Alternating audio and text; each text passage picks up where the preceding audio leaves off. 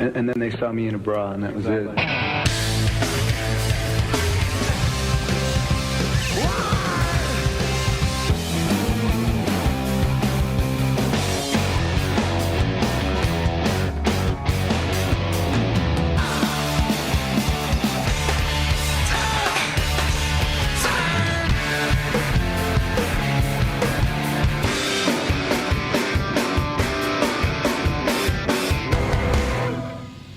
What's going on, Pearl Jam nerds? You're listening to Single Podcast Theory. I'm Brad Lyons. And I'm Brad Blazek. I've been hypnotized to do the show today. Oh, man. We've been talking about Darren Brown and hypnotism and all conspiracy theories for the last... we didn't really talk about conspiracy theories, but yeah. We've been warming up. For the episode. Yeah.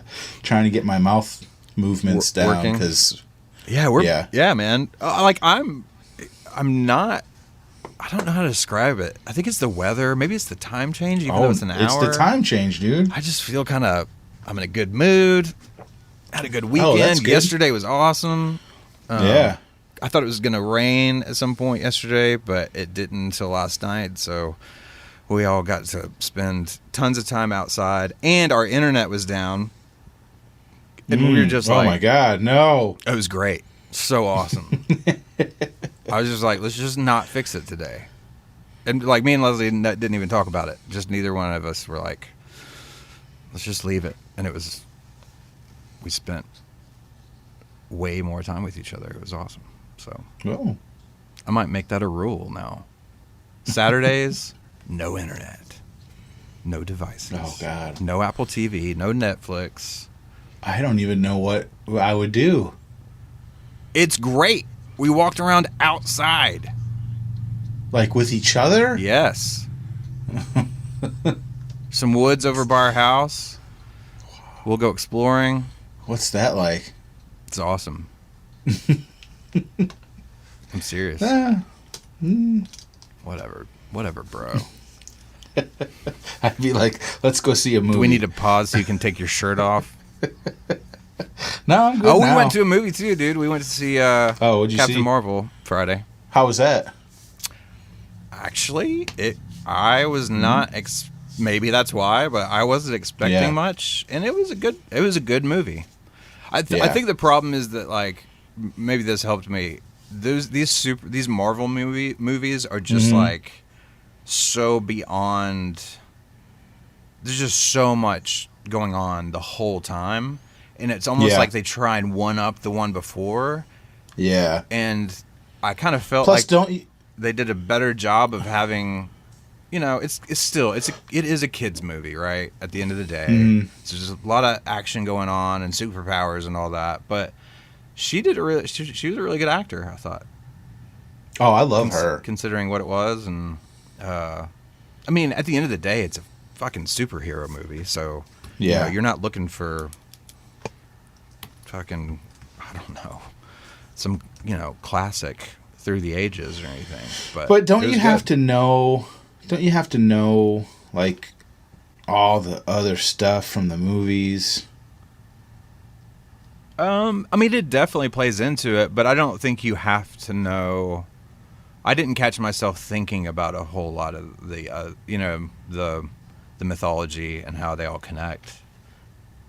I mean, it definitely connects. You learn a lot about like Fury and some stuff like that, which is cool. But I don't know. I don't feel like it was still a fun movie to watch. Yeah. Whatever. I mean, I don't care if you go see it. I'll wait. I'm like trying to talk you into it or something. I'll watch it if it's on like HBO or Netflix or whatever. I'll watch it then. Man. I don't think I'm gonna make the effort to go see it, but I do like that actress. Dude, I wouldn't have unless I had a 10-year-old that was dying to go. Yeah, I wouldn't have. Well, I heard it's like a '90s movie though, right? It takes place in like '95. Yeah, that's pretty awesome for me. And I heard there was. Man. Did you catch the Kevin Smith reference? I don't know if I did. Oh. Okay. You know that there was a Kevin Smith reference in there? Yes. Okay, so the other thing I have to say, and then we have got to move on. Jesus. Is that Aiden had planned with his best friend Jordan unbeknownst to me that, hey, he told his friend that I was going to take him, and we think we're going to this time. And so we walk into the theater, and from across the theater, we're like kind of running late, and I hear this 10-year-old voice, Aiden! I was like, oh my God. And he just shoots up out of his chair and runs over. And I was like, is that Jordan? They were talking the whole fucking movie. I was just constantly like looking over going, shut up. Right. I actually want to watch this movie. Right. Oh, God. I mean, I'm so glad that his friend was there and it was, it was fun or whatever. It was like, man, y'all got to shut up. Right. Because it stresses me out. When people talk in movies, I don't care how old they are. I'm like, shut up. And this is like opening day. I think I told you I shushed somebody a couple years ago at the theater. Well, and you want to be the adult that's like doing, isn't overbearing. It isn't like an asshole to kids that are at the end of the day just watching a movie and trying to have fun. Yeah. But you also want to make it known to everyone around you, hey, I got this under control. I get it. Right. I'm not one of those parents. I'm on your team. You're the one. Don't make this a thing. I don't need anyone tapping on my shoulder and pointing at the kids. I got this. And I didn't. They never stopped talking. They'd stop for like 5 seconds. Yeah. Oh, God. I'm a terrible parent. All right. Pearl Jam, right? Yes. Kind of. Temple of the Dog. Yes. That's what we got today. Pearl Jam adjacent. Pearl Jam adjacent. It's good to listen to some more Chris Cornell. It makes me happy listening to his stuff, especially live performances. So that was a lot of fun. What was the actual date of this one? This was night one from Philly, 2016. But do you have the date handy? This was November 4th. Okay, yes, cool. November 4th, 2016. Right on. So that's what we're going to be talking about later on in the episode. But first off, we're going to get to the emails. I was going to let it go. Thanks, man. Man, you can call me out anytime you want. You do, anyway. I do. I know. That's why we work so well together, bud. Mm-hmm. Can you believe? I don't want to like hang out right here, but sometimes it just kind of hits me like, how long ago? I mean, it hasn't even been 2 years yet, and we didn't know each other at all. Right. And now we have to stop each other from talking about things other than Pearl Jam because we don't get to talk all the time, and we're like buds now. Isn't that crazy? Yeah. God, what if we had ended up hating each other? Oh, man. That would have sucked. Or maybe it would have been a great podcast. I don't know. But what are the chances, though? Like, because for one, I never just like jump in the deep end with somebody. Oh, yeah. But it's like we did it and it worked. Yeah. Like, that's pretty rare. Right away. I know. Yeah. No, it's cool. And man. now We did episodes before we met each other in person. We met each other at Let's Play 2. It's crazy. I don't know. Sometimes it just hits me. It's like, wow, that's pretty awesome. What if, like, when you saw me, like in Austin Powers, like I had a giant mole on my face or something. Oh, I would have just like made fun of it right away. Yeah, you would? Probably. I mean, at that point, I would have felt comfortable doing that, I think. All right. I don't know. I think I would have felt it out first. Is he going to be sensitive about this? What if I had like a tail? Because I keep looking at it. I can't help it. Yeah. Yeah. Like I just never told you about my tail. Yeah. No, if you had a tail, God, that'd be awesome if you had a tail. If you're the only human alive right now that had a tail and we had a podcast together. Oh my God, let's talk about emails, okay? Okay? Right. We got to rein it back in. This is me too, man. I'm reining me in too. Mm-hmm. All right. Hey, it's all good. It's all good. It's almost 4:00. Yeah, dude. Yeah. What the fuck? Yeah. How? All right, let's not get into a daylight savings thing. We've spent a lot of time on that. We know your feelings on it, and you kind of. No, I know. You know, I wasn't even doing it to bring that up. I'm just. Sure. That's the reason, and that's why it's fucking ridiculous. But I mean, All right. So, moving True on story. You don't even have to play it. to There, I Pearl did Jam it. story All right. time.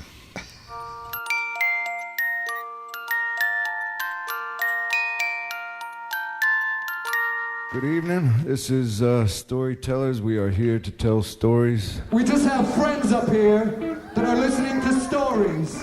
Have I got a little story for you? This is the true story. All right, who we got? Who we got this week? Whose turn? It's my turn. And Eddie writes in. Let me What's up, look this Eddie? up real quick. Yeah. Do you have his last name there? Quintana? Thanks. Yeah, Quintina? I mean, Hey, Brad. My name is Eddie. Not Eddie Vedder, though. Sorry. I wish it was Eddie Vedder. What if it is Eddie Vedder and he's just like, he can't say it's really him? what if? That would be crazy. What if we got, oh my God, that would be the ultimate Will fucking you read this story poor time. guy's story? Just wait, it's real quick. What if we got, that's what we need. You know how we were talking about, like, we're probably going to end Pearl Jam story time on the show? We need Eddie Vedder to email us with his Pearl Jam story time. That would be the fucking ultimate way God. to end Could you imagine? Pearl Jam story time. That'd be so funny. Yeah, hey Brad, I want to tell you my Pearl Jam story time. So I was friends with this guy named Jack, and he gave me a tape of these dudes from Seattle, and I was like, this sounds cool. And I went surfing, and I was like, oh, I came up with some lyrics for these songs. Oh, wait, So I you're went doing back- Eddie's story? Yes. Man, I thought you were like, oh, we're getting back to it. I shifted my chair. I was digging in to hear you read Eddie's email, and then I was like, what? It's Eddie Vedder's true story time. That would be fucking cool, wouldn't it? No. If Why? that's what he wrote in his story, that just blather that you just spoke.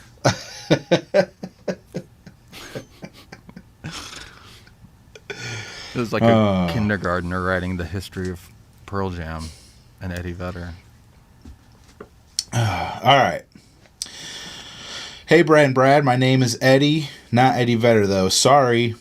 I've been listening for a while now, and I want to talk about some things. I am young, being only 20 years old, about to turn 21.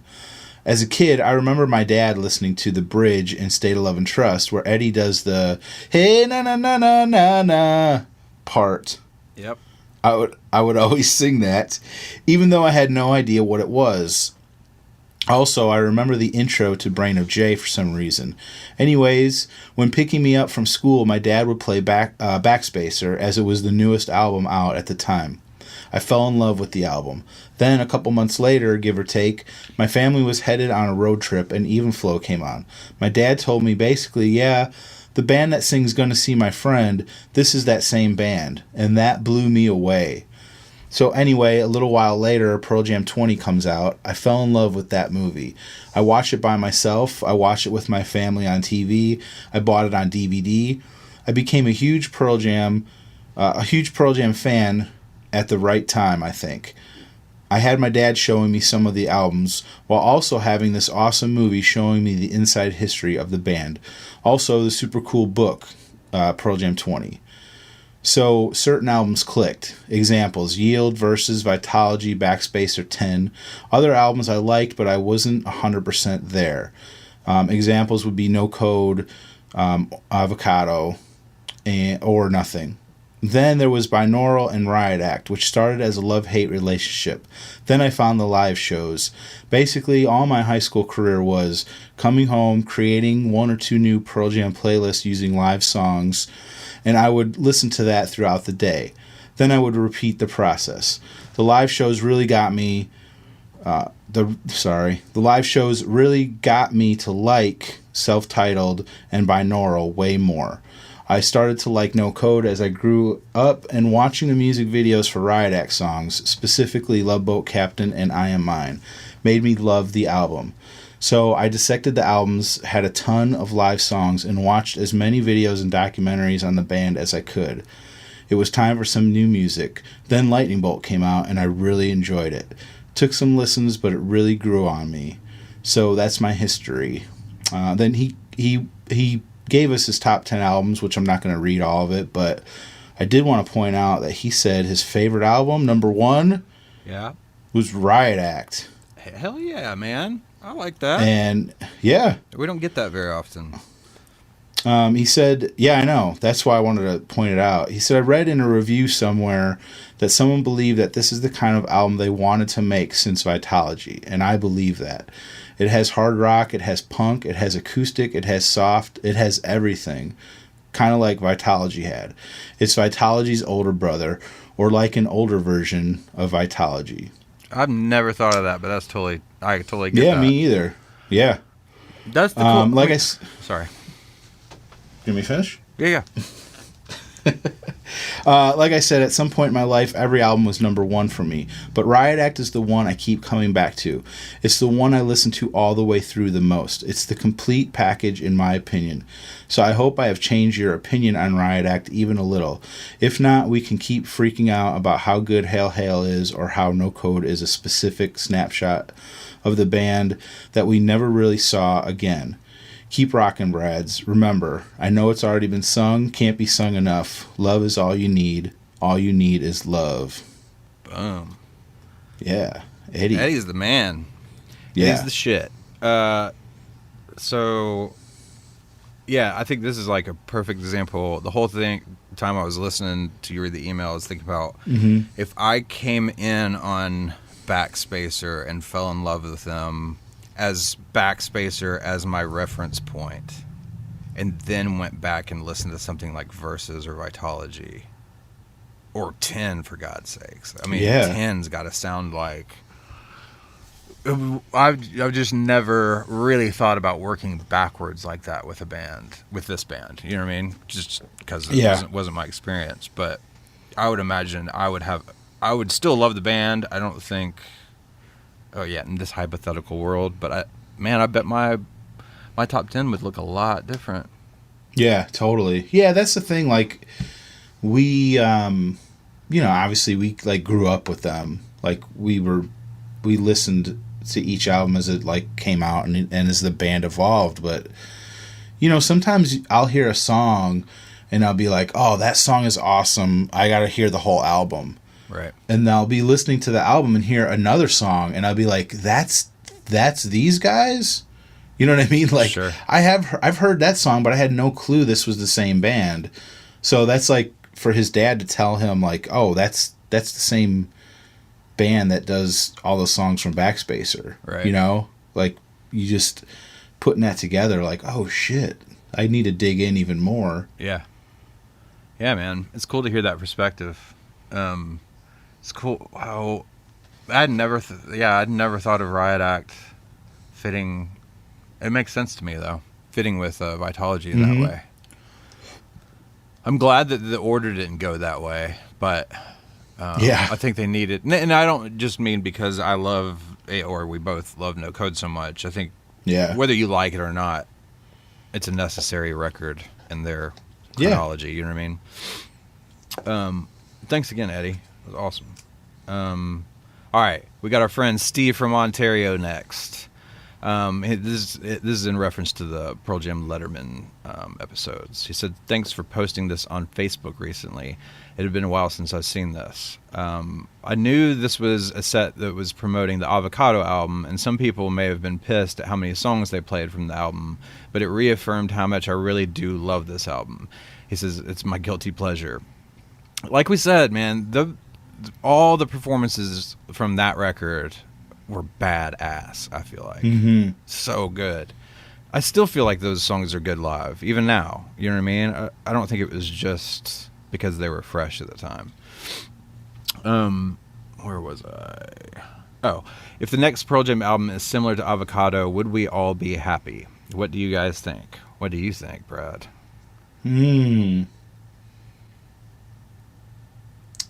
I mean, I wouldn't mind that. No. I mean, I like... My only complaint is like the running order. You know what I mean? Yeah. Which I think they're a little... not as bad on Lightning Bolt, but I'd like to... I think some of those like slower songs shouldn't just be shoved at the back. Yeah. But yeah, I mean, Avocado is an album that, like, I like pretty much every song on there. Great songs. And Backspacer and Lightning Bolt are like, I love half of them, and then the other half I really don't love. But like Avocado, I can listen to all the way through without being like, I need to skip this song or that song. Sure. So I'd be happy to get something like that. Right. Yeah, I agree. I mean, I hate to be one of those people. I'd be happy with anything. Yeah. right now, but yeah. Says maybe at the time this album was disappointing, but to receive something like this 15 years later, I don't think we could call it a disappointment. Very true. I remember being put off when Stone switched away from playing Les Paul guitars, but this album really has a great sound, and the Ed Sullivan Theater really does something to bring out the snappy/punchy sounds from both Mike and Stone's Strats and Telecasters. What a straight-up rock and roll set that was. Beyond Avocado content, Present Tense was incredible, and I think that had to be about the best version of Wygo in the Matt Cameron era. He says, honorable mention to Fenway 2018. Yeah, Matt killed it on that song. He says, I'm not a huge fan of the gimmicky intro to Porch. I think it was neat to see once or twice, but Jesus, that would have been an amazing experience to see in that small venue, and I'm sure the guys in the front row couldn't agree more. What's he say? Is that big guy Brad B? Was there someone in the crowd? Yeah, I know, right? I think so, yeah. I wish I had been there. He says, you have to give it up to Ed for being the true rock and roll star he is, throwing out a tribute to the Beatles with the I Want to Hold Your Hand tag in the Ed Sullivan Theater. Yeah, it's pretty badass. Let's see here. He says, Lions, what's your go-to guitar/amp and top 3 pedals? You don't talk about your setup much. I'm sure others are curious. Don't be shy. Share it on the podcast. I can answer that question. Guitar go-to. My go-to is my Les Paul Gold Top with a Bigsby. That is my, if I'm going out on the road and I don't do things anymore that would require multiple guitars out on a tour anymore. I'm much more like Stone in that way. I just want my Gold Top with the Bigsby and a Vox AC30 or AC50. That would be my go-to amp. And the top 3 pedals, man. I can't have a pedal board without my Deluxe Memory Man. That's been on my pedal board since I bought my first one when I was like 18, I think. Let's see here. You can't go wrong. It's not. I'm going to replace it. I need to get away from it. But you can't really beat a TS9 Tube Screamer. That's such an easy go-to overdrive pedal. And then, let's see, what do I use the most? One more. I'd have to be... I love my Empress Tremolo pedal. There you go. 3 pedals that I love on my board and guitar and amp. Boom. What do you think about that, Brad? What's a Bigsby? Those in the 80s, there's a kind that they're really skinny, but they're like the whammy bar. Right. On like the 80s guitars where they do like the dive bombs, like, yeah, right? It's like a, yeah. It's those are like the kids like of the Bigsby. The Bigsby is the classy adult version of that. Okay. Is it more like a flat piece of metal? It looks really it's a big hunk of metal, and it's like flat and wide, and okay. Yeah, that's what that is. Cool. Yeah, man. Anyway, he says, that's it for now. Keep up the good work, guys. Steve from Ontario. Thank you, Steve. Thanks, Steve. Oh, wait. Read the PS, because I thought this was funny. He says, P.S. Enjoy the warm weather. It's a blizzard up here. Snow and 60-mile-per-hour winds. If I said 100 kilometer an hour, would you know what that meant? No clue. It's like, yeah, do you know the difference between Fahrenheit and Celsius? Nope. You don't? No, I don't even know which one is ours. Oh, my God. I know, right? That's bad, right? Are you serious? So If it's 80 out and that's hot, well, that's like warm. I don't know if they mean Fahrenheit or Celsius. Really? Yeah. Really? Are you making this up right now, man? I'm not making it up. Okay. Well. So like. Well, right. So like, the freezing point for 1 is 0 and 1's 32. For Celsius is 0. Okay. For Fahrenheit it's 32. Okay. There's like, it's like a, not a sliding scale. It's a, let's see here, 1.8 degree difference between the two. So you have to, doesn't matter. Americans use Fahrenheit. The rest of the world uses Celsius. Okay. Pretty much. I think it's funny. Maybe it's not normal to know how to convert the two, but I think it's really funny that you don't know which one we use. I know. I should know. I don't know which one we use. Love it. All right. It's fun. Yeah. I'm excited to see the next name on our email list. Are you now? I am. I feel like we haven't heard from him in a little bit. No, we haven't. I was glad to get. It makes me happy. I was thinking about Danny B in the car the other day. Cool. Yeah. What's up, Danny B? B&B Experience. What's up, my brothers? Love Pod 81. David Letterman brings me back to my youth. His unabashed Pearl Jam obsession rivals my own. Very memorable as the man who gave the Hall of Fame induction speech. So many great moments. A highlight for me is Paul surprising Dave with a black visit from Eddie and the music. Every performance, no matter where the song ranks for me personally, is so on point. These performances are the perfect time capsule for our lives. Watching Present Tense from the mini concert gave me the feels. You know what I'm saying, right, Blazy? Oh, yeah, man. Totally. Yeah, totally. Also, why are you sounding so sad when Brad Radio is mentioned? Need I remind you that Bradocaster missed 2 episodes whilst he was away. He's saying he's not Australian, but he's still using whilst. Go for it, man. Miss Cotton filled the mic admirably. Admirably. If you do the math, Music Brad 79 episodes and Burrito Brad 80, winning. Yeah, love and miss you guys. Danny B from Buffalo. Miss you too, Danny B. Hope we get to see you in person again soon. Definitely. Gotta find a way to make that happen. He's right about those the performances from all these Letterman episodes are fucking like perfect. Dude, like so good. Yeah, I mean, there's not any like mess ups or anything. I mean, everyone sounds perfect on those, you know. Yeah, and even ones that I don't feel like are like standout performances of a song like Wishlist or something. It's still fucking great.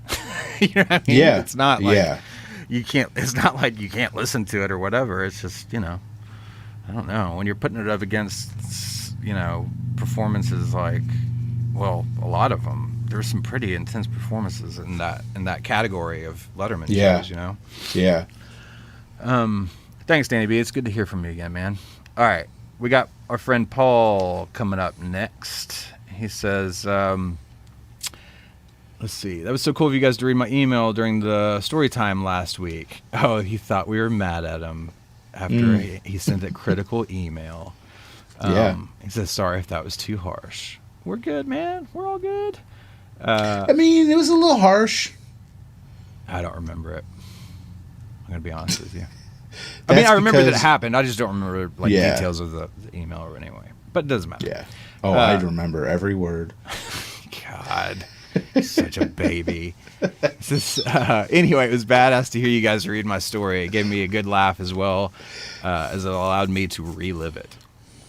He says, well, certainly didn't anticipate making Anna cry, but hey, she got caught the spirit even with Blazek tripping up a little when he read it. Lion's response to that was classic. I did enjoy the Lions solo episode. Thanks, man. Blazek, you should do one too. Yes, you should. Maybe solo episodes are like the Metallica episode. Not your norm, but okay once in a while. I really liked how BL played whole songs. I totally agree with him about the Eddie Vedder solo stuff. I'd like ukulele to stay off Pearl Jam albums and stay on his solo records. And I think you're right. Maybe seeing a solo show would move the needle a bit and change your opinion. With that thought in mind, Blazik, maybe you should drag Lions to a 311 show. Maybe maybe that needle will move too. Yeah, I don't think so. I think it would be fun to go see him. I liked him for a while in high school. Me, you, and my buddy Don. We're going to 311 Day next year. I'd love to hang out with Don. Yeah. Let's see here. All right. So I'll tell you guys this. I think your Letterman Part 2 might be your best show yet. Wow. Thanks, man. I seriously enjoyed it. I didn't think that webcast happened. With it being a shorter set list, it seemed like you guys were able to dig into each song a bit more than when you do a review of a full 25-song plus show. Well done on that one. I have to listen to the entirety of Present Tense. Blazik getting a pickle. Holy shit balls, I had to pull over. I was laughing so hard. That was funny shit. The funniest part is that I would have reacted just the same as Lions. Dude, I must have listened to that like 10 times this past week. Yeah, just that one part. I just couldn't believe it. How brazen that was. I don't give a fuck. I'm not even going to mute it. I'm just going to fucking get up out of my noisy ass chair and open the door and ask for a pickle. I mean, I love pickles. I love pickles. I'm like you. I will sit and eat a whole pickle. But I've never been in the middle of a podcast and been like, God damn, I want a pickle. Stand by. No, actually, don't stand by. You keep talking, Lions. We're supposed to be doing this together, but I'm going to stop and ask for a pickle. Moving on. Well, it's when you were going through all the, like, socials and email address and all that, and I'm like, oh, this is a good time. Yeah, it was a great time, Brad. Right. He says, I'm in love with Fatal just like you guys are. Where should have gone on binaural? Replace soon forget, I say. I'd be down with that. Yeah, definitely. Let's see here. Anyway, it says, keep up the good work, dudes. Thanks, Paul. Thank you, Paul. Thanks for writing in, man. Yeah, thanks, dude. We got one more. We do. Bud Matt. Hey, guys. Been a while, but I had to chime in. Brad V. Uncontrollable giggles plus off-mic pickle request equals podcast gold. Great. Thanks for encouraging this guy, everybody. I mean, if you if you were hungry right now, I wouldn't want you to not go get something to eat real quick. Are you hungry? Yeah. You are? But I'm trying to be professional, man. I'm not going to stop and go get a pickle. All right. About the Letterman appearances, I was so hyped up for the 96 show, and it was a huge deal that this episode was commercial free. Yep. Coming off of the Self-Pollution radio broadcast a year prior, it shows just how much pull that Pearl Jam had back then. Everything they did felt like an event. I had to look up the dates to refresh my memory, but unbeknownst to me at the time, this Hail Hail performance was 2 days before I would see them live for the first time in Toledo. Nice. My friend had a buddy bail, and he called me the morning of the show to say he had a ticket. So I went from watching Hail Hail on TV to seeing it as the second song of the set list 48 hours later. Man, that was a long time ago. Seems like another lifetime almost. Holy nostalgia. And when Ed showed up to sing a bit of Black as a surprise, he did maybe the coolest move ever when he just pulled out a mic from inside of his jacket and started singing. Swoon. Yeah, man. Later, Matt Massey. Thanks, Matt. Yeah, Matt. That was pretty cool. Eddie just kind of walks out and then has a mic like hidden in his jacket. Hell yeah, he did. He's Eddie Vedder. Yeah, is that he probably does that like everywhere he goes, right? Yeah, he's always got a wireless mic in his pocket. It's ready to go. Yeah. Yeah. He I mean, we're talking about Eddie Vedder. He travels. He's got traveling security. and sound constantly. collapsible mic. Yeah. Well, that bit went nowhere, man. Yeah, sorry. Yeah. I tried. No, I tried too. I failed too. It's all right, man. All right, cool. Well, if you would like to email us, feel free. The email address is singlepodcasttheory@gmail.com. We're on all the socials, thanks to our lovely friend Brad B over here. Let's see, what else? Patreon. If you would like to support the show, we would much appreciate it. But it is not necessary either. If you have a little extra to give to keep this thing going, that would be great. You can go over to patreon.com, patreon.com/singlepodcasttheory to see all the information there. Did I get it all? I think you did. Awesome. I was going to just couple things real quick. Yeah, man. We are running low on t-shirts. Yeah. I got a couple left. Okay. So if people want t-shirt, because I don't know, we probably should talk about this off the air, but we're going to do like a new logo, you think? Maybe have t-shirts. We're going to change up how we do. We learned a lot from trying to do shirts ourselves, and we found some better options. So we're going to be working through the details of that.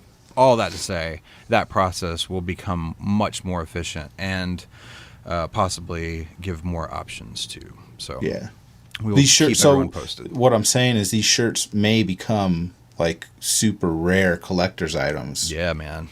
Well, do you know what you have left? I think like today? one. Hold on. If you don't have it, don't worry about it. But I don't know. It's like one large, one small, one extra large. That's probably about it. Okay, cool. One small, one medium, and one extra large. Cool. I think that's it. All right. So if anyone's interested in this last batch, let us know. You can email us, or if you're a supporter, you can contact us through that as well. But what else you got? Gecko Cujo, our buddy on YouTube. Yeah, man. He left a message saying that, because we talked about the whole thing with people holding up the leash signs. Yeah. And I was like, how did that happen? He said people holding leash signs became a thing because Pearl Jam didn't play Leash live from 95 till 06. I heard it had to do with Dave A, but I'm no expert here. I remember it being a huge deal when Pearl Jam played Leash live after years of deliberately not doing so. They played it a lot in 2016, but kept it to about one performance a year from 2006 till now, other than election year purposes. So, right on. Interesting. That's cool. It's pretty much like the breath thing in 98. Right. Awesome. But, yeah. All right, so should we move into this show? Yeah, let's do it.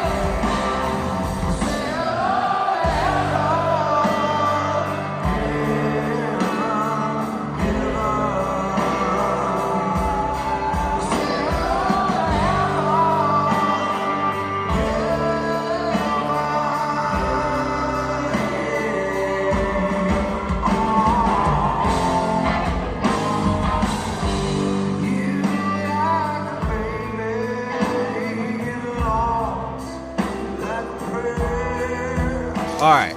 So, Tower Theater, November 4th, 2016. Night 1 in Philly. Yeah, the return of Temple of the Dog. Man. 2016, not too long Do you ago. remember? Yeah, I know. It's weird. It is weird. Do you remember when they announced these shows? I do vaguely remember it. Yeah. I wish I could have seen one. Especially, I didn't realize, I don't know. These are long sets. I mean, this is a 26 song set, something like that. Yeah. I thought they might have been more like shorter, kind of like just play the record and maybe a couple of Andy songs or something, but they went all over the place, which I'm not complaining. I mean, they did Zeppelin, Floyd, Sabbath. Yeah. They fucking did a Cure song. Yeah. I mean... Yeah, we'll get to it, but the encore of covers is just, like, blew my mind. It's pretty crazy. Yeah. Well, Temple of the Dog was, what, 10 songs? The album, I mean? Yeah. So, that was one thing I thought, like, well, what are they gonna do to fill up, yeah, a set list? That's the thing is, or are these going to be just, like, quick little... theater like a quick type little shows. show. Yeah. But man, they fucking... I wasn't surprised. To me, like, the obvious choice is them playing some Mother Love Bone songs. Right. What I didn't expect is just the host of other covers. When they all, for the most part, made sense, and I'm glad they did them, and, no complaints or anything. It's just, I was really surprised. But, dude, I'm not going to fucking complain about hearing... basically one of my favorite bands covering my favorite, fucking Zeppelin. They did and it's not like they did some easy thing. They did Achilles' Last Stand. Holy shit. We'll get to it. Anyway. Yeah. All right, so let's do this. So they kind of opened the set with 4 in a row of Temple of the Dog songs, right? So we got the first block, kind of this. They open with Say Hello to Heaven, which is fucking amazing, and to Wooden Jesus, and to Call Me a Dog, and to Your Savior, which I thought that felt like a good opening to the show. You know what I mean, as far as song choices? Yeah, totally. Yeah, to open with Say Hello to Heaven, and they walked on to like a piano version of Man of Golden Words. Right. Like just an instrumental, and then they came out, and to open with Say Hello to Heaven, you hear those... first few notes, it's just and again, it's not even a surprise. Like you would imagine, no matter how they were doing the order of the songs, that that's such an obvious opener. Yeah, you know what I mean? What a great song to open. Yeah, it's 6.5 minutes long, somewhere around that. Yeah, and the crowd was great. I mean, the people were really into it. I know. For especially like Say Hello to Heaven, like when Mike starts soloing, like the crowd starts kind of going nuts. Yeah, and then when he's done, they all start like cheering for him. Yeah. You know what I mean? There is no shortage of great musical moments on this because part of me, I was thinking about it, listening through it, I was like, man, this, as much as anyone that's listened to this podcast knows how much I love Chris Cornell, how much I love every person that's a member of this band, whether, they were in Pearl Jam or not, whatever. Matt Cameron is just kick ass on this show. I feel like. Yeah. But so is Mike. And then you're like, well, so is Stone. And then you're like, well, shit, Chris is killer on this show. Yeah. I mean, what he tries to pull, or what he pulls off in this show, there's moments where you're like, he might be hurting a little bit. Yeah. But he did a 25, 26 song set. Yeah, but for the most pretty part, heavy shit, man. Yeah. That's no joke. And it's obviously it's not about being perfect or whatever. Like, it's a great show to listen to. And we know, I'm not a huge bootleg guy. So, Call Me a Dog. We don't have to talk about it, but I thought that was great. Yeah. It's a slower song. It's not my favorite song on the album, but man, it's just like a beautiful song, and to hear them playing it, 20 years later, it's really good. Yeah. So then they kind of, after those 4 Temple of the Dog songs, they kind of move into starting some of the Mother Love Bone covers. And, they got Stardog Champion. They do that one. They do Stargazer. They do those back to back. And it's just cool to hear again, like, all these years later, these dudes back together and playing, at least 2 of the driving forces of Mother Love Bone are still there, Jeff and Stone. Yeah. It's just cool to hear it again. Hear those 2 dudes playing those songs, especially since Stone had, both of them had such a huge influence on the songwriting process of Mother Love Bone, along with Andy. Yeah, and Chris talks about like Andy, especially at this point. I can't remember if it's this point or later on when they play some more. But he's just talking about how, one of the reasons he did Temple of the Dog, or one of the things that he loved about Temple of the Dog, is that it got Andy's story out, and it got people to seek out Mother Love Bone and Andy's music. Absolutely. Yeah, I don't remember where he said that, but I remember that moment. Because he deserves it too. I mean, I don't know. We've had like hypothetical type. Excuse me. Oh my God, I'm dying. Excuse me. Hypothetical type conversations about what would have happened had Mother Love Bone been able to continue, and I don't know. But, I hate to think of Pearl Jam not ever existing. And not in terms of like that being worth it that Andy died. I don't mean anything like that. I just mean from a hypothetical, like what would have happened with the music kind of conversation. I would have loved to have known what Mother Love Bone would have turned into. Yeah. Yeah, me too. So after that, I think for both of us, but I know for me for sure, the big standout was this like full band version of Seasons.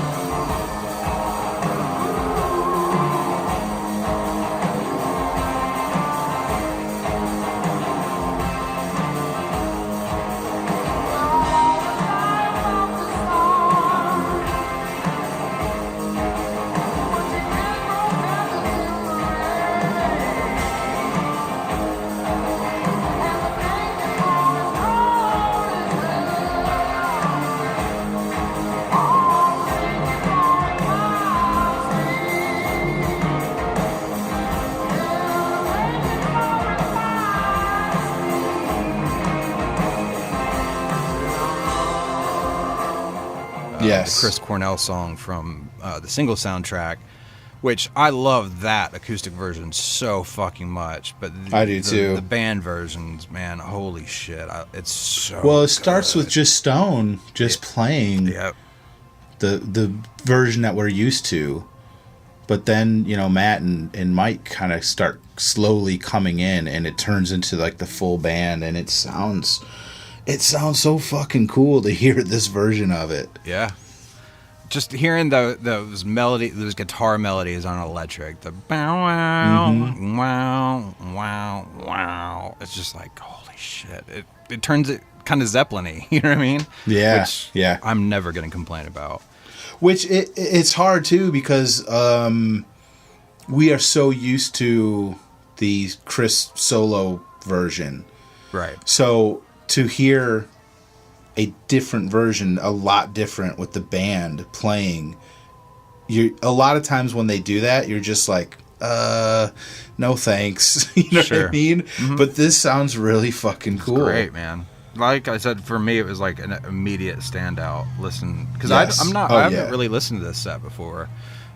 We decided to do this, so it's for me, it was like, holy shit, this is one of the tracks that I'm gonna like listen to a lot, probably. Yeah, Starlin agrees. Yeah, thanks for the agreement there, pup. So then we got another cover. We've got the Jump Into the Fire, the Harry Nilsson cover. But then we're back into another Temple song. We had Four Walled World, which I can't remember. Is that a song you liked? Or is that one of your meh? Yeah, that's one of my meh. Yeah. You're so dumb. I'm just kidding. But just going back to Jump Into the Fire, we've talked about this before. I love that song. Sure, yeah. I had never heard it before, and I love these guys doing it. Yeah. It's such like a funky 70s just rock song. Sure, totally. There's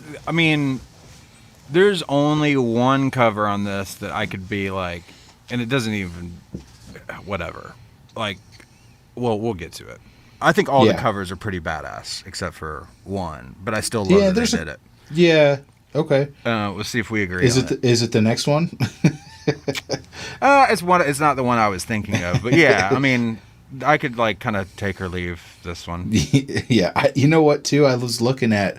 I think they played 6 or 7 shows on this tour.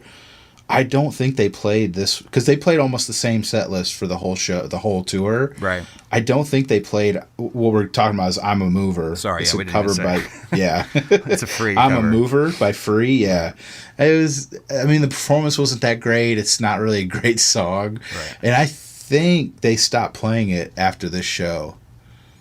Makes sense. Because they played River Deceit. They added in and they played at all the rest of the shows. There was a Hendrix cover thrown in there a couple times. And I think I'm a Mover is one they dropped. Okay. So makes sense. Mm-hmm. But I mean, coming out of that, no matter what, into pushing forward back. Yeah. We get 2 back-to-back Temple of the Dog songs, 2 really popular Temple of the Dog songs. Pushing forward back into Hunger Strike. Yeah. Was it before Hunger Strike? Yeah, it was before Hunger Strike. And maybe I'll drop it in here or something. Mm-hmm.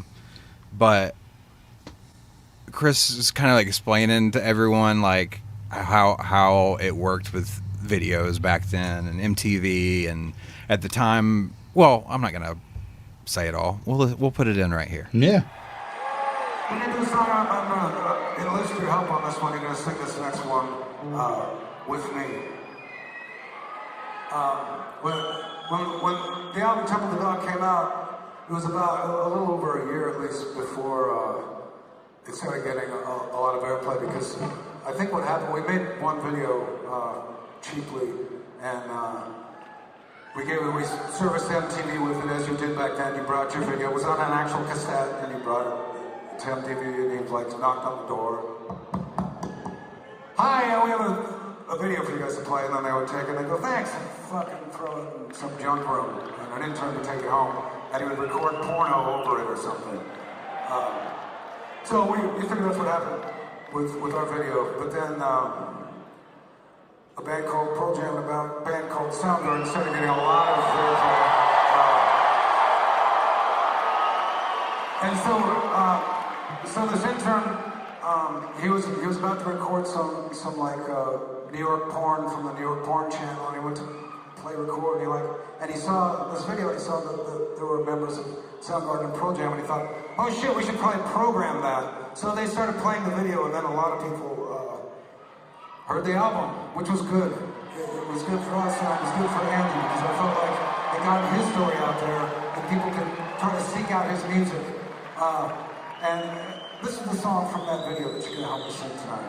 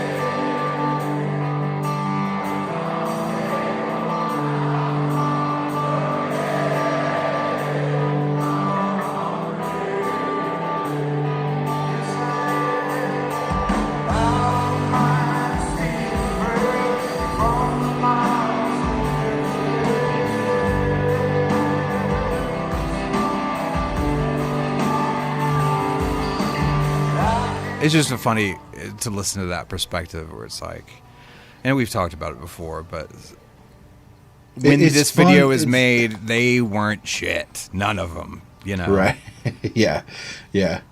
And then it's interesting to they me. Were I like, I don't know how you feel about it, but like, I love, like, I've read this story about the ill-fated, video that they had to send to MTV, and just I've read the story before, like in Rolling Stone or something. But to hear Chris saying those words and telling the story the same way, like if we were at a bar or like, you know, at a campfire and he's telling the story to us, it's just cool to hear him telling the story in his own words.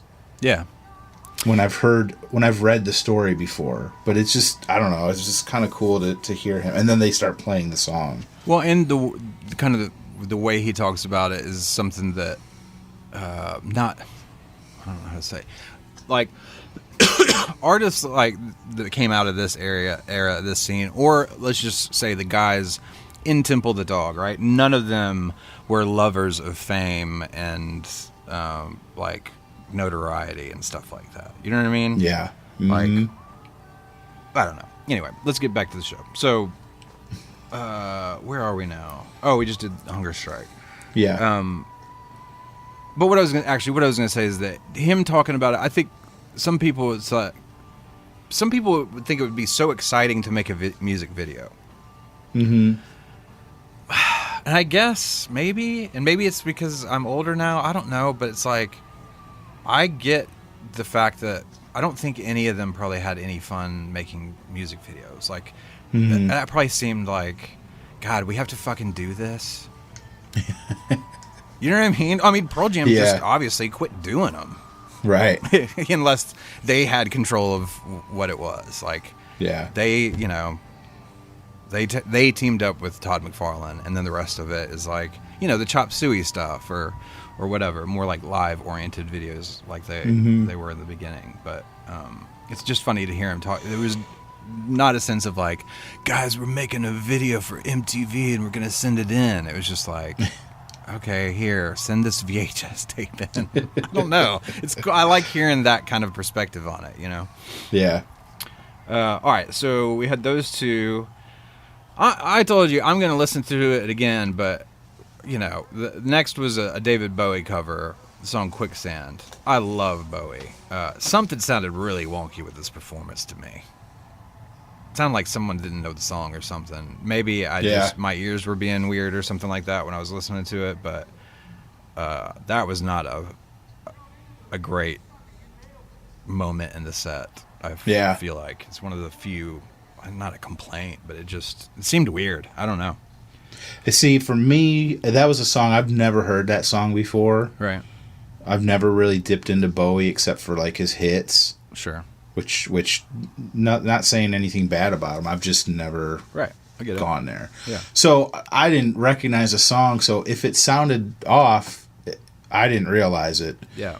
Well, it could have been just my ears being weird. That happens sometimes. It sounded like one of the guitars was like at times playing in the wrong key. I was just like, what in the hell's going on right now? Well, plus we're listening to a bootleg, That's an true. audience recording. So I wish they would put one of these shows out. Yeah. That'd be great. So we get out of that into two more Mother Love Bone songs, which are Heartshine, Holy Roller. Great performances. Mm-hmm. And then we move into another favorite of both of ours, which is the end of the main set before the first encore, and we've got a great performance of Reach Down.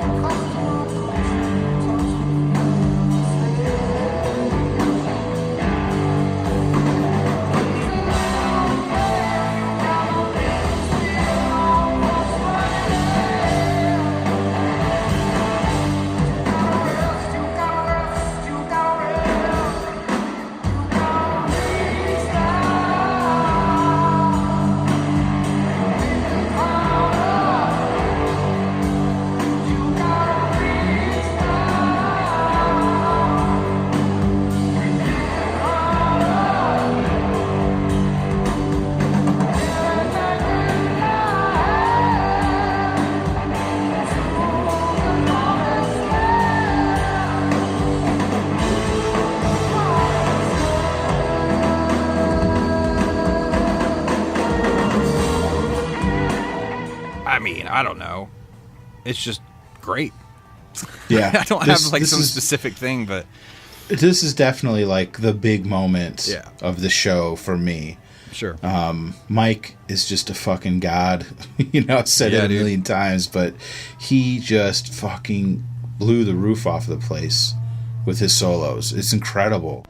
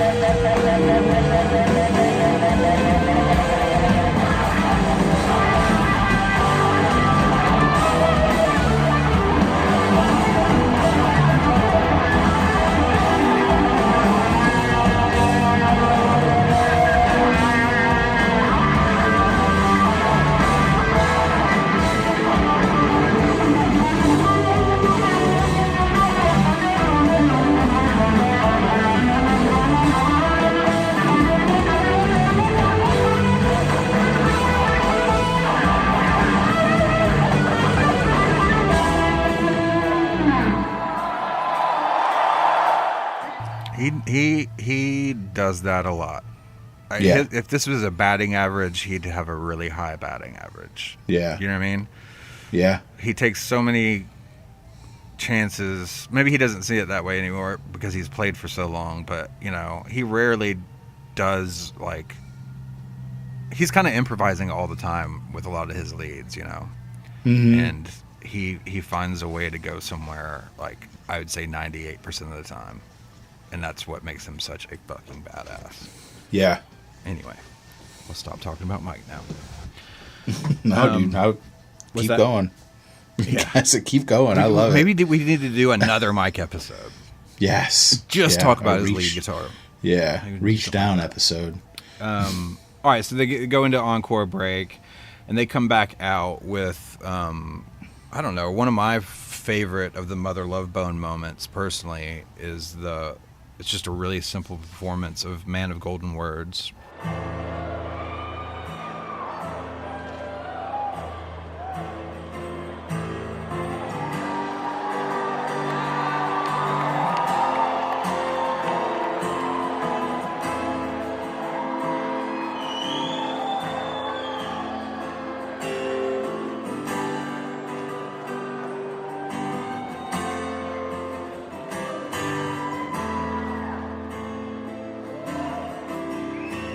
Wanna show you something like joy inside my heart.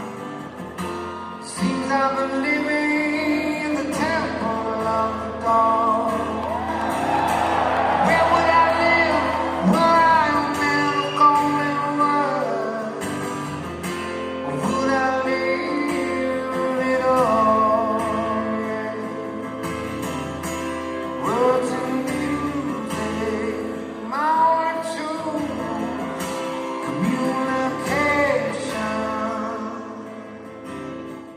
And it kind of blends into part of they do you can't escape it, Brad B. Got some Comfortably Numb from Pink Floyd. Obviously they don't Yeah. do the whole song, but they kind of work. Well, this is just Chris solo on acoustic. Yeah, sorry, I shouldn't say they, but it's not the whole song. He kind of blends the song Yeah. into it or whatever. I don't know. Again, it's just a really cool, intimate performance of singing, of Chris singing a really great. I think it's a great song. You know. Yeah. And just a cool placement to come out, Yep. you know, for an encore, and it's kind of just him up there solo, and it's kind of a quiet moment, you know. Yeah. One of my favorite things about this show is the way they handled the opener and closer of the main set and worked into the encore. I love ending with Reach Down and coming back with just Chris and doing that Yeah. song. It's fucking great. And the encore, this encore is insane. No, dude. I mean, it is. I mean, yeah. I mean, I thought it was a joke, like, because, you know, I'm enough of a nerd that when there's a concert being played, I will, like, watch setlist.fm as it updates. right. Yeah. And when these were updating, I'm like, this is not real. This can't be real. These are like crazy fucking songs. Right. You know? I hear you, man. No, I was shocked when I looked through back when you sent me this boot the first time. I looked through the set list. I was like, what? Yeah. What?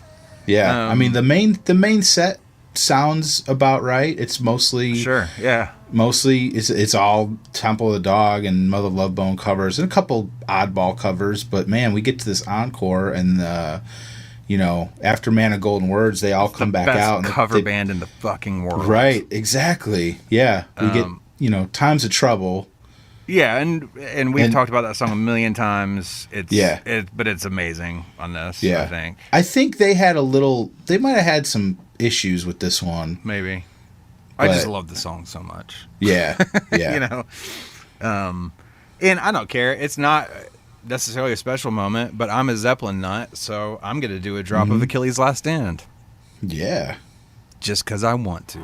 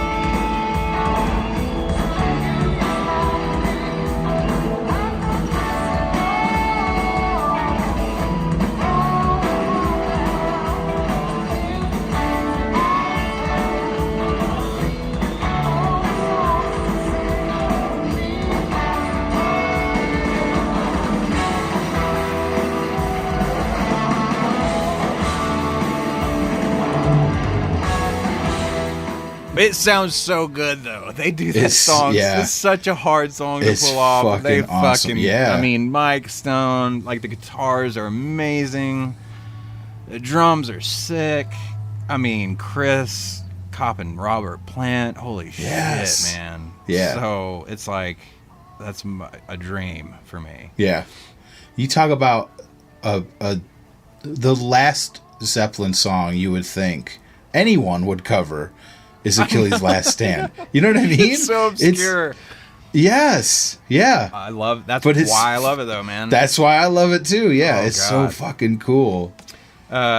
So they go out of that into a Sid Barrett cover, Baby Lemonade, which is just weird and cool, and Yeah, you know, yeah. I dig it, man. I Yeah. like it.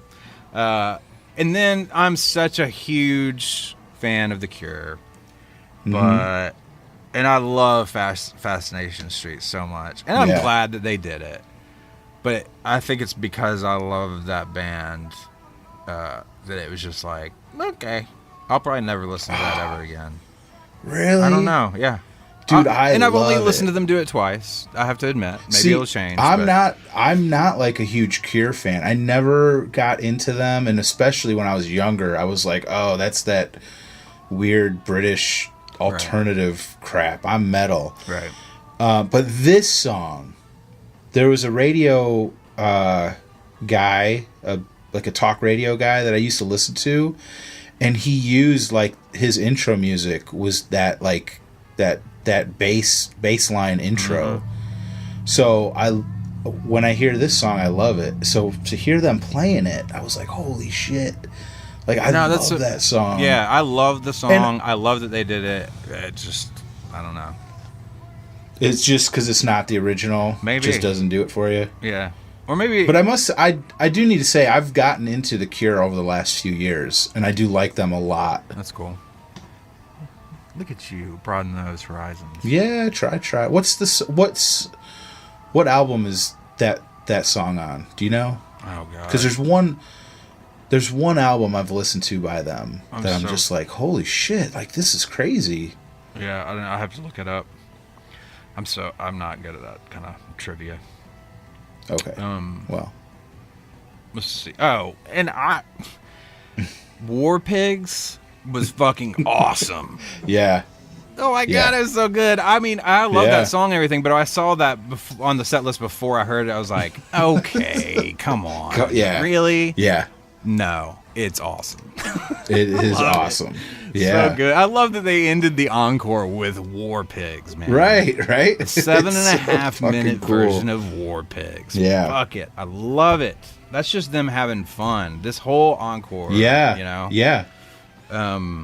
So there's Yeah, I mean, I Go ahead. imagine they all just like pick one song that you want to play, Matt and Stone. Like everyone gets one song.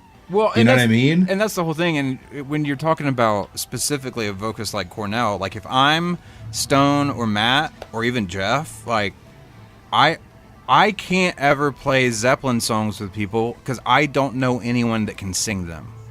But Yeah. if you got Chris Cornell on your motherfucking team, you're gonna do a Zeppelin song because he Yeah. can do it. Yeah. You know? God, Yeah. I love it. Anyway, War Pigs was badass. But Yeah, I love definitely. that they end an encore with War Pigs, Right. take a break for encore, and Yeah. come back out just to do one song, which Yeah. is All Night Thing. Yeah.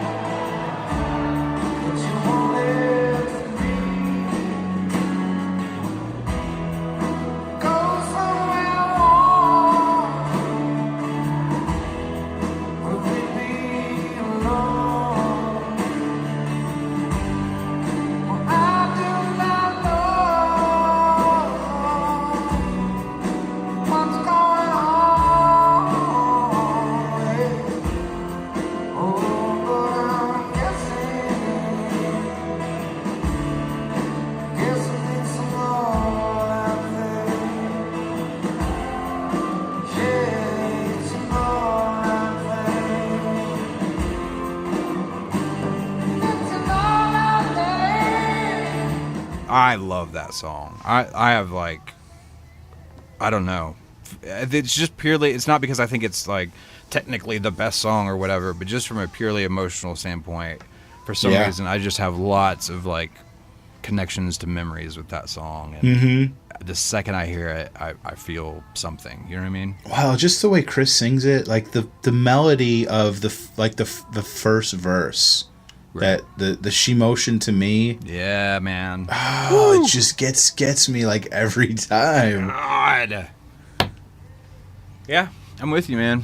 Same here. That drum groove going on. That kind of loopy drum groove. Yeah. So good, man. God, I wish they could have made more music together. Mm-hmm. And not even having to do with, you know, I get why they didn't or whatever, but yeah, it would have been cool. Just like one more record or something at some point over those last like 30 years or whatever it's been. Yeah, that would have been cool. It's just cool. I think it was Mike, or probably Chris Cornell, but I think when they announced this tour, one of them was quoted as saying something about, you know, at the time we did this, it was kind of a one-off thing, and we both had our bands, and those bands took off, and all these years later, we still wanted to acknowledge that we did this thing, and that's what this tour was supposed to be. Right. And it was cool. Like, they just threw everything in there. They played every song from their album. They played a bunch of Mother Love Bone stuff, you know, to honor why they even did Temple of the Dog. Right. And then they did a bunch of crazy fucking covers. Yeah. Best of both worlds. Yeah. It's kick ass. Well, I'm going to be honest with you. Because I'm not a boot guy, I wasn't necessarily too psyched on when we were going to do this episode. Not like bummed or anything, but right. But I'm super glad that we did this. Cool. Because I'm glad it gave you a reason to listen to this boot, because it's a good time. If you like Temple the Dog, you should seek this stuff out, because it's on YouTube. That's another thing I'll tell you. Like, I just want to shout out. There's a group. I think it's 2 guys. It might be more, but it's called Better Than Nothing Videos. Yeah. And this show in particular, like, they took all the footage that people took from their cell phones, and they edited it together with the audio from the bootleg. Right. And it's an audience bootleg, so it's not like the best audio, but it's pretty good. It's not bad. But man, I've got the bootleg. I've listened to it a bunch, but I watched for our episode. I watched the Better Than Nothing version, and they put so much work into they do. cutting these videos together, and they're just really cool. So I don't know if those guys listen. If anyone knows them, let them know that I love their stuff. I bought a few of the Blu-rays that they've put out. That's cool. I've watched a lot of that stuff too. We did it, man. It was a good show. Yeah. Glad we did this episode. Good stuff. All right, well, we'll be back next week, folks. If you'd like to email us, singlepodcasttheory@gmail.com. We're on all the socials. And if you'd like to support the podcast, you can go to patreon.com, patreon.com/singlepodcasttheory for all of that information. Until next week, I'm Brad Lyons. And I'm Brad Blazek, saying, you got no business getting frustrated. You got to rest. Yeah, dude. You got to rest. Yeah, dude. You got to rest. Let's go rest. Oh, man. I'm going to rest so fucking hard. Nap time, Blazy. Peace.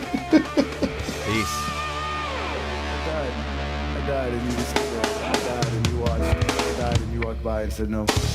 I'm dead.